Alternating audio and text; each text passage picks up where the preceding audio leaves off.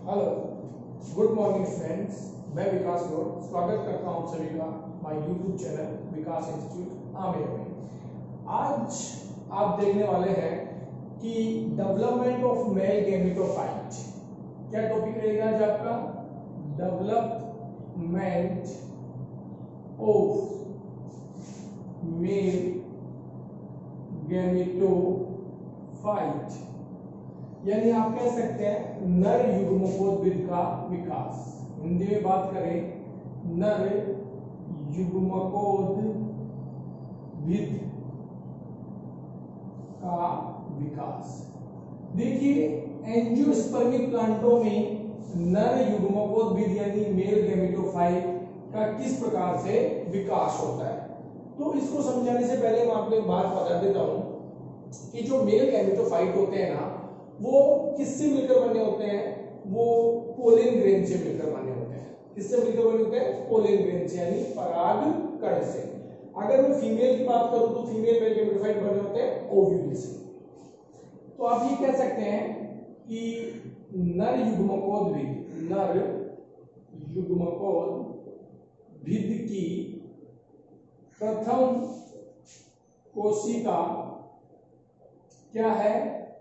पराग कण, pollen grains. और pollen grains कहां होते हैं? पोलन सेक में। अब नर युग्मकोद्भिद का विकास होता कैसे? ये क्या होता है? दो चरणों में होता है। दो चरणों में। फर्स्ट तो होता है आपके परागण पूर्व, क्लियर। और सेकंड होता है आपके परागण पश्च, यानी बिफोर पोलिनेशन और आफ्टर पोलिनेशन। आप लिख सकते हैं यहां पर बिफोर पोलिनेशन और सेकंड होता है आपके आफ्टर पोलिनेशन। इन बातों के बारे में अब क्या होता है बिफोर पोलिनेशन और आफ्टर पोलिनेशन, तो परागण के बारे में आप समझेंगे यहां पर। तो मैं फर्स्ट स्टेप बनाने की कोशिश कर रहा हूं। देखिए, ध्यान पूर्वक सुनिएगा। कुछ कॉम्प्लिकेटेड स्ट्रक्चर है इसमें, लेकिन अगर आप शांति से सुनेंगे तो शायद आपको पूरा का पूरा प्रोसेस समझ में आ जाए। तो अपन पहले पढ़ने वाले हैं परागण पूर्व। परागण पूर्व। अब आपको ये पता है कि इसकी प्रथम आधार कोशिका क्या बताया गया है? परागण को। तो आपको परागण का स्ट्रक्चर बनाना है इस प्रकार से, क्लियर। और यहां पर मैंने आपको जर्म कोर बना देता। तो आपको मैंने ये बताया था, क्या था ये? Exine, clear. सेकंड क्या था? ये इंटाइन। यहां पर सेंटर में क्या था? न्यूक्लियस, यानी केंद्र। यहां क्या था? साइटोप्लाज्म। और ये क्या है आपके? रिप्रोडक्टिव पोर, यानी जनन पोर, रिप्रोडक्टिव पोर।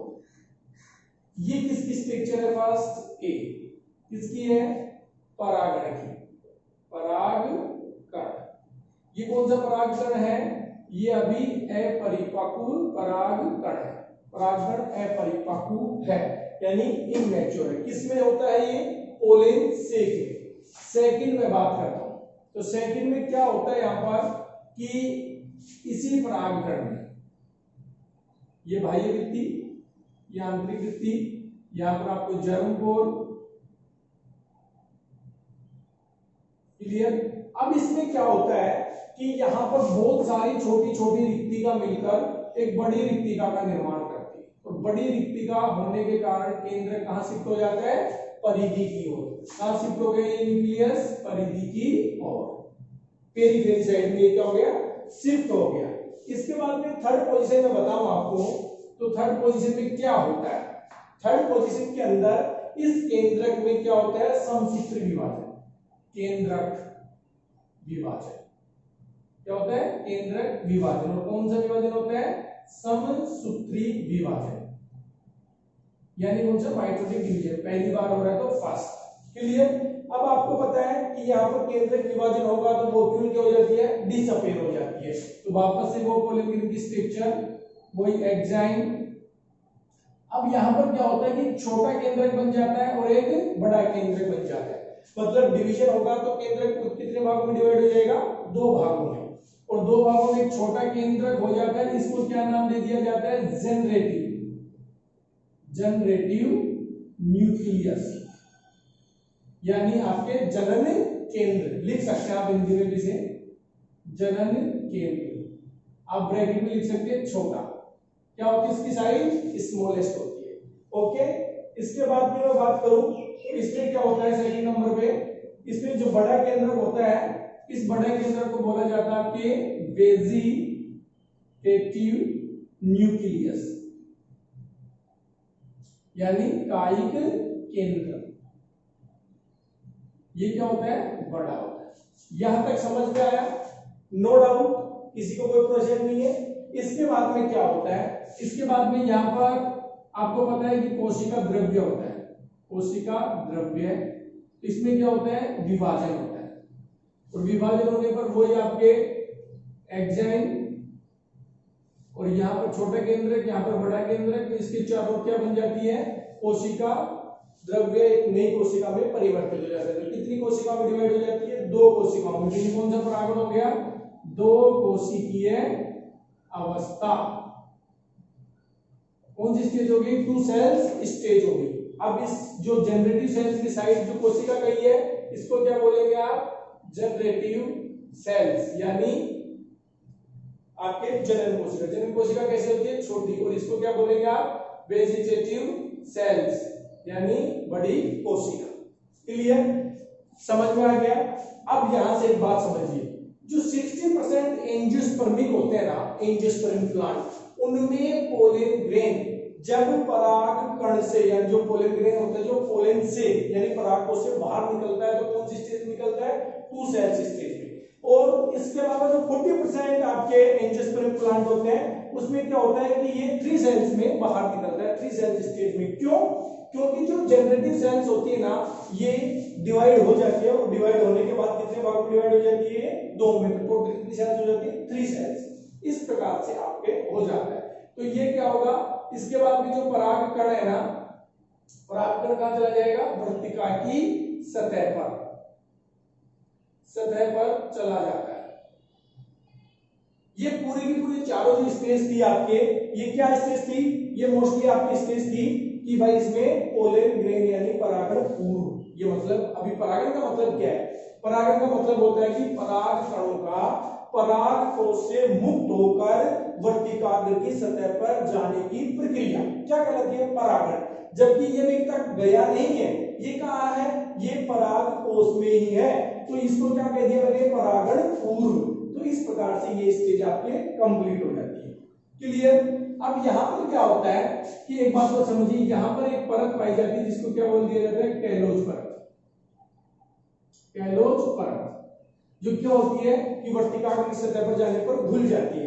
अब मैं सेकंड पार्ट बताता हूं आपका, जिसका क्या नाम है? परागण पश्य। परागण पश्य यानी आफ्टर पोलिनेशन। अब आफ्टर पोलिनेशन के बारे में मैं बताऊं थोड़ा सा, तो परागकण कहां पे आ चुका है? वर्तिकाग्र पे आ चुका है। यहां पर आ गया, तो इसको क्या बोलेंगे? परागण। तो ये परागण बाद। अब परागण होने के बाद में क्या प्रोसेस होता है, इसमें देखिए। सबसे पहले वही पोलिनेशन, वही आपके एक्साइन, यहाँ पे जनन पोर, यहाँ पे रिप्रोडक्टिव पोर, ये आप जनन पोर कह सकते हैं। ये 3 हो गया। इसके बाद में मैं आपको ये कह रहा था कि यहाँ पर क्या है? जनरेटिव सेल्स, यहाँ पर क्या है? Vegetative cells. जनरेटिव सेल्स की जो परत होती है, ये क्या होती है कि कैलोज की परत टूट जाती है। जो कैलोज की परत है ना, ऐसे समझिए घुल जाती है। घुल जाने के कारण क्या होता है? घुल जाने के कारण ये तर्कु रूप हो जाता है, तर्कुकार में हो जाता है। तर्कुकार का मतलब क्या होता है कि ये आपके वही एंजाइम। क्लियर? अब इसके अंदर क्या होता है कि ये जो सेल्स होती है वो इस अकॉर्डिंग हो जाती है, और यहाँ पर क्या होता है कि ये दोनों कोशिकाएं होती है, ये यहाँ से घुलने के कारण इसकी जो परत होती है यहाँ से हट जाती है, और ये जो जनरेटिव सेल्स होती है, जनरेटिव सेल्स, ये क्या करती है? मुक्त विभाजन करती है, मुक्त तैरने लग जाती है, तैरने लग जाती है। और कौन सा रूप ले लेती है? तर्कुकार। तर्कुकार का मतलब क्या होता है? Spindle fibres. तरकु तंतु बोल सकते हैं, तरकुकार या स्पिंडल ही बोल सकते हैं, सिर्फ आप इसको स्पिंडल बोले तो ये क्या करने लग जाती है, अब घूमने लग जाती है। अब इसके बाद में क्या होता है समझिए, मोस्ट इंपोर्टेंट पॉइंट है यहाँ से, यही समझने की बात है। अब ये क्या करती है कि ये परागकण यहाँ पर आ गया वर्तिकाग्र पर। वर्तिकाग्र में ये क्या करता है कि जो एंजाइम होता है ना वो हाइग्रोस्कोपिक होता है। हाइग्रोस्कोपिक का मतलब होता है कि ये वातावरण से क्या करते हैं, नमी ग्रहण करते हैं, नमी को ग्रहण करेंगे, पानी को अवशोषण करेंगे, और यहाँ पर जो न्यूक्लियर पोर था यहाँ पर वो क्या कर लेते हैं, ये देखिए ये आंतरिक है, और यहाँ पर एक इस प्रकार की स्ट्रक्चर यानी यहाँ पर क्या हो जाती है, पोलन ट्यूब का निर्माण हो जाता है। इसको क्या बोलते हैं, पराग नलिका। पराग नलिका यानी इसको क्या कहते हैं, पोलन ट्यूब। क्लियर। इसके चारों ओर क्या है, वही एंजाइम है। क्लियर। ये कहां से बनी, ये बनी आपके मोस्टली यहां से। कहां से बनी, ये जो जर्म पोर थे यहां से बन जाती है। अब जर्म पोर बनने के बाद में क्या होता है कि इसके अंदर एक बात और बता दूं, मैं नोट डाल के यहाँ पे लिख लीजिए कि जो पराग नलिका है ना उसकी खोज करने वाले साइंटिस्ट का नाम है अमिकी।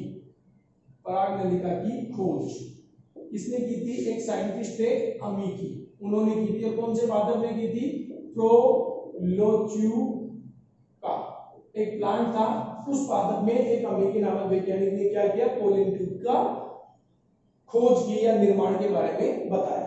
अब यहाँ पर क्या हो गया, इस प्रकार से पराग नलिका का निर्माण हो गया। तो इसके सबसे पहले जो टिप होता है ना, इस टिप में ये जो वेजिटेटिव जो न्यूक्लियस था, कौन से न्यूक्लियस है ये आपके कायिक वेजिटेटिव न्यूक्लियस, ये क्या हो जाता है, इसके केंद्र के जो कायिक केंद्र ये कहां जाते हैं, पोलन ट्यूब की टिप में सबसे पहले आ जाता है। अब आपको पता है कि इसके साथ साथ और भी कहीं ये साइटोप्लाज्म था, यहाँ पर क्या था, यहाँ पर साइटोप्लाज्म, ये साइटोप्लाज्म भी आकर गिर जाता है इसके अंदर, साइटोप्लाज्म गिर गया। अब क्या होता है कि यहाँ पर जो ये फ्री घूमता रहता है, कौन सा, जनरेटिव, जनरेटिव यानी जनरेटिव, इस जनरेटिव न्यूक्लियस की एंट्री होने से पहले ही, जब ये पराग नलिका में प्रवेश करता है ना, उससे पहले क्या होता है, इसमें समसूत्री विभाजन होता है। कौन सा विभाजन होता है, समसूत्री विभाजन। ये समसूत्री विभाजन कितनी बार हुआ है, दूसरी बार। पहली बार कहां था, आपके परागण पूर्व में, दूसरी बार कहां हुआ है, परागण पश्चिम में। जब ये परागण पश्चिम में हो जाता है तो ये क्या करता है, मोस्टली दो अचल केंद्रक में, यहाँ पर दो और ये टिप हो गया, मतलब ये आपके साइटोप्लाज्म हो गया। ये समझिए ये कौन सा था सबसे पहले, वेजिटेटिव न्यूक्लियस, यहाँ पर क्या था आपके साइटोप्लाज्म। क्लियर। ये दोनों क्या हो जाते हैं, अचल बीजाणु, अचल बीजाणु आप कह सकते हैं नॉन मोटाइल स्पोर, और यहां पर क्या आपके एंजाइम। क्लियर। इसको क्या कहते हैं, या मेल गैमेट। किसका निर्माण हो गया, आपके नर युग्मकोद्भिद का, किसका निर्माण हो गया, मेल गैमेट का। तो अगर आपसे क्वेश्चन आ जाए कि एंजियोस्पर्मिक प्लांट की पोलन ट्यूब में कितने न्यूक्लियस होते हैं, तो नंबर कितना होगा, 3। और अगर बात करें तो पोलन ट्यूब की डिस्कवर किसने किया, तो अमिकी ने। कौन से प्लांट में, प्रोलोच्युका में। तो ये जो सारा प्रोसेस होता है ना, कहां पर होता है, ये जो वर्तिकाग्र की सतह पर पहुंच जाते हैं तब इसके अंदर ये प्रोसेस कंप्लीट होने का चांसेस होता है, कंप्लीट होता है। ये कब होता है, आफ्टर फर्टिलाइजेशन। ओके स्टूडेंट्स, वापस समझिए एक बार, हो सकता है कि आपकी स्पीड से कुछ थोड़ा बहुत कम समझ में आया हो, लेकिन अगर आप पोलिनेशन का प्रोसेस देखेंगे तो ये बिफोर पोलिनेशन होता है और ये आफ्टर पोलिनेशन होता है। बिफोर पोलिनेशन का मतलब होता है कि जब पोलन ग्रेन पोलन सेक में होता है तब ये प्रोसेस होता है, और जब पोलन ग्रेन स्टिग्मा पर ट्रांसफर हो जाता है, मतलब कंप्लीट पोलिनेशन हो जाता है, तो उसके अंदर क्या डेवलप होती है, पोलन ट्यूब, और पोलन ट्यूब में क्या डेवलप होता है, मेल गैमेट। इस हिसाब से आपका पूरा का पूरा एंजियोस्पर्मिक प्लांट में क्या हो जाता है, आपके डेवलपमेंट ऑफ मेल गैमेट। तो आप इसका एक बार स्क्रीनशॉट ले सकते हैं। And thanks for watching my video.